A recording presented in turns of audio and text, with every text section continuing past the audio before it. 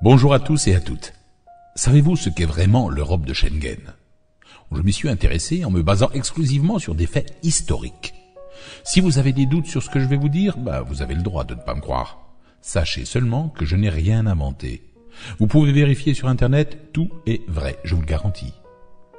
Les pères fondateurs de la construction européenne sont Walter Hallstein et Robert Schuman. Vérifiez, vous verrez que c'est la vérité. Robert Schuman était à cette époque un agent des services secrets américains. Personne ne le savait jusqu'en été 2000, date à laquelle les documents secrets de défense du département d'État américain ont été déclassifiés, livrant cette information confidentielle aux Français abasourdis par cette nouvelle. C'est à lui qu'est attribuée la fameuse déclaration Schuman de 1950 qui fut en réalité, on le sait aujourd'hui, rédigée par les services du secrétaire d'État américain du président Truman à la fin des années 50 et transmis à Robert Schuman par Jean Monnet. Walter Hallstein, quant à lui, a été le premier président de la Commission européenne de 1959 à 1967. Ce personnage était à l'origine un nazi juriste allemand d'Adolf Hitler.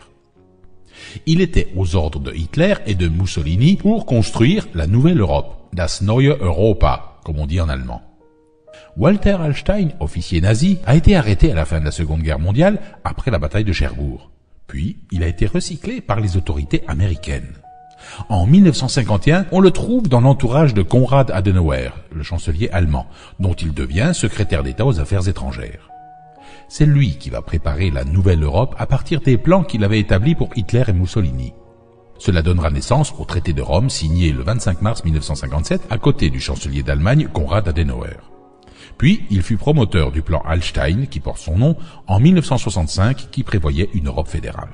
C'est d'ailleurs sur ce plan que le général de Gaulle a décidé d'arrêter d'envoyer des représentants à Bruxelles, pratiquant ainsi la politique de la chaise vide. Le général de Gaulle savait très bien qu'il avait affaire à un nazi recyclé par les Américains pour détruire les nations d'Europe et les placer sous l'autorité d'un empire dictatorial. Alors, si vous vous demandez pour quelle raison je vous raconte cela, eh bien, tout simplement parce que je me pose deux questions concernant cette découverte incroyable dont on ne parle jamais. Et j'aimerais bien savoir si vous aussi vous les posez. Les voici. Une organisation comme l'Europe de Bruxelles, et non pas l'Europe dans sa géographie bien sûr, telle qu'elle a été définie par un agent des services secrets américains et un nazi, a-t-elle réellement été créée dans l'intérêt des populations d'Europe? Ces deux personnages sulfureux ont-ils été motivés par l'idée de défendre nos intérêts ou pour servir les intérêts de leurs maîtres, les USA? Ne s'agirait-il pas là d'une gigantesque escroquerie dont le but est de ruiner l'Europe à l'avantage des USA qui ont tout intérêt à garder la mainmise économique et la domination sur le restant du monde? Attention, je ne fais que me poser des questions bien sûr, je ne prétends rien du tout. Je suis comme vous, je me pose des questions. Si vous ne vous les posez pas, il faudra bien que vous le fassiez un jour ou l'autre, car cette situation ne peut durer éternellement. Tous nos dirigeants se rendent bien compte que l'Europe ne fonctionne pas de cette manière et que la France est ruinée en respectant le diktat de l'Europe de Schengen. Ils le savent tous, mais ils continuent de défendre ces valeurs comme s'il s'agissait d'une religion, comme s'il était impossible de faire autrement. Comment cela est-il possible ? Ces gens sont pourtant instruits, ce ne sont pas des imbéciles. Ils font cela consciemment, droit dans leurs bottes, comme on dit. Ils continuent de nous faire croire que c'est bon pour nous d'ouvrir toutes nos frontières sans aucun contrôle et de ruiner nos entreprises par une concurrence déloyale. De toute façon, ils y sont obligés par les dirigeants de Schengen, ils n'ont pas le choix. Forcément, lorsqu'il n'y a aucun contrôle aux frontières, on se retrouve avec des millions de personnes qui viennent profiter de la générosité de nos services sociaux.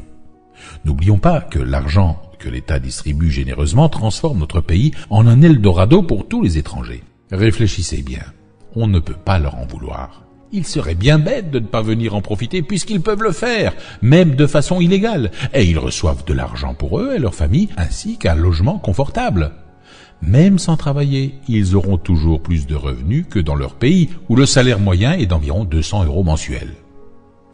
Avez-vous remarqué que tout ce qui est production en France est mort? Vous en êtes-vous rendu compte?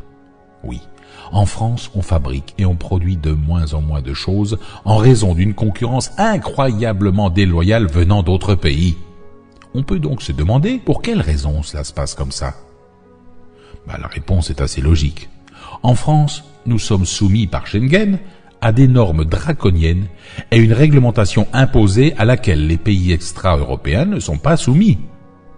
Les pays hors l'Europe, comme le Maghreb par exemple, disposent d'une main-d'œuvre dont le niveau de vie est approximativement de 200 € par mois. Il est donc normal qu'ils soient plus compétitifs que les Français qui croulent sous les charges sociales. Il faut bien faire rentrer de l'argent pour financer tout le gaspillage français, n'est-ce pas? Alors oui, une telle concurrence est mortelle pour nos entreprises. Nos dirigeants laissent faire. On se demande pourquoi. J'ai longtemps cherché une réponse à cette question. Je n'ai pas trouvé la réponse. Mais cela m'a inspiré d'autres réflexions que peut-être vous vous êtes faites aussi. Les voici.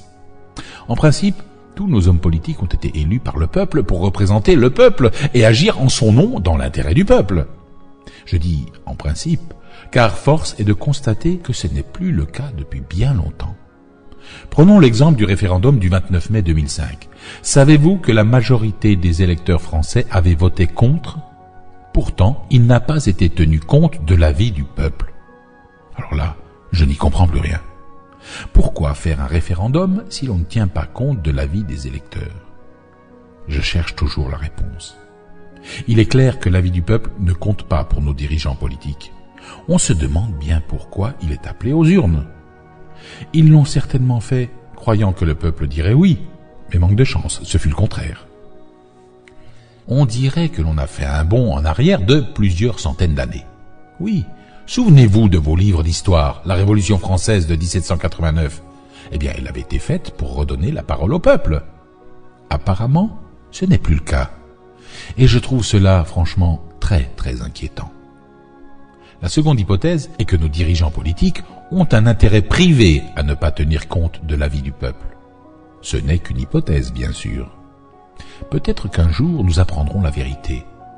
Une chose par contre est certaine, c'est que le peuple a été grugé. Alors que voulez-vous? Moi, je suis comme vous.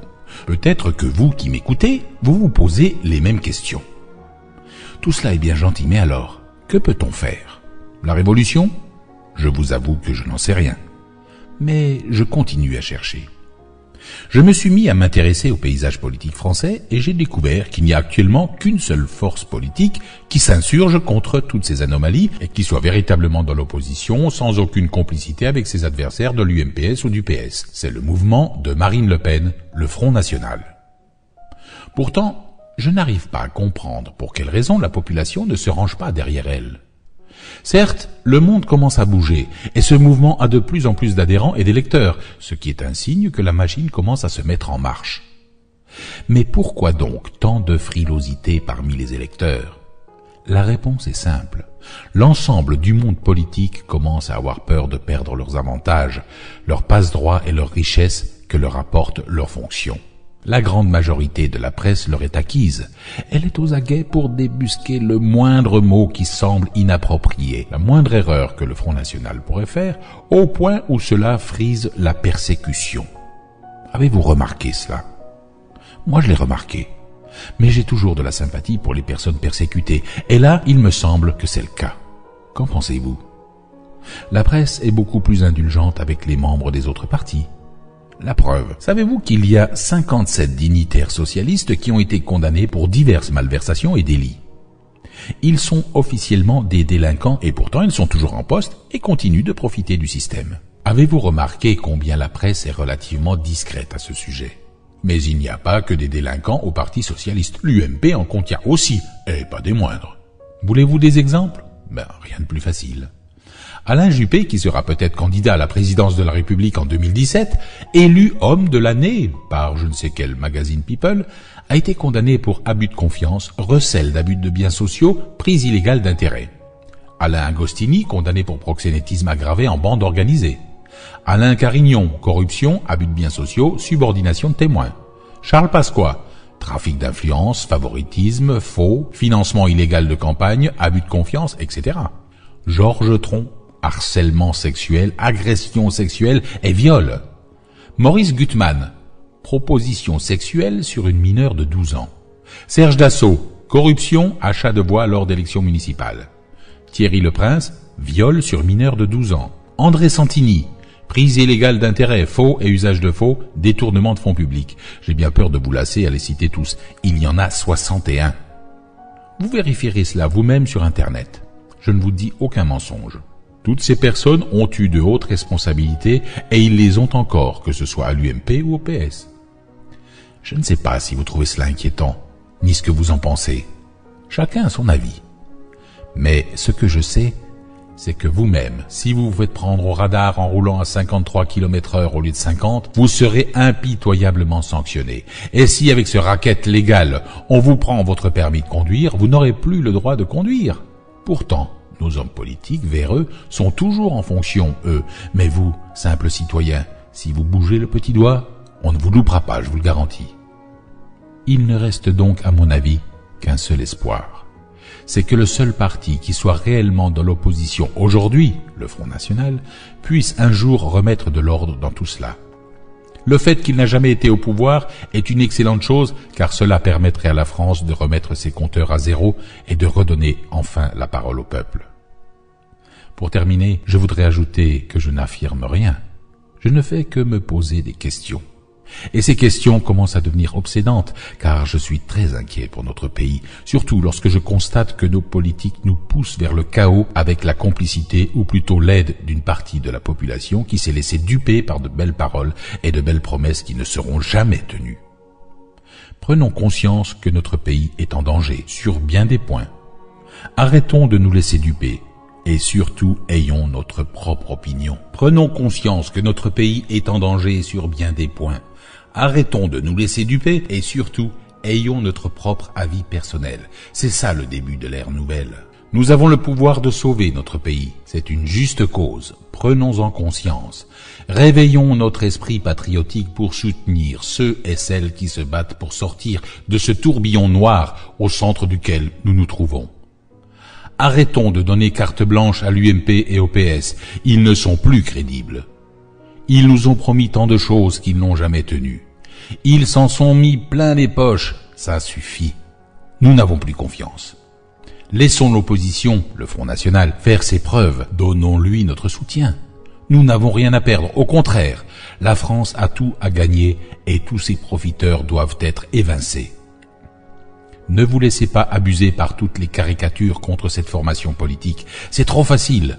Tout ce qu'on lui reproche n'est que fantaisiste.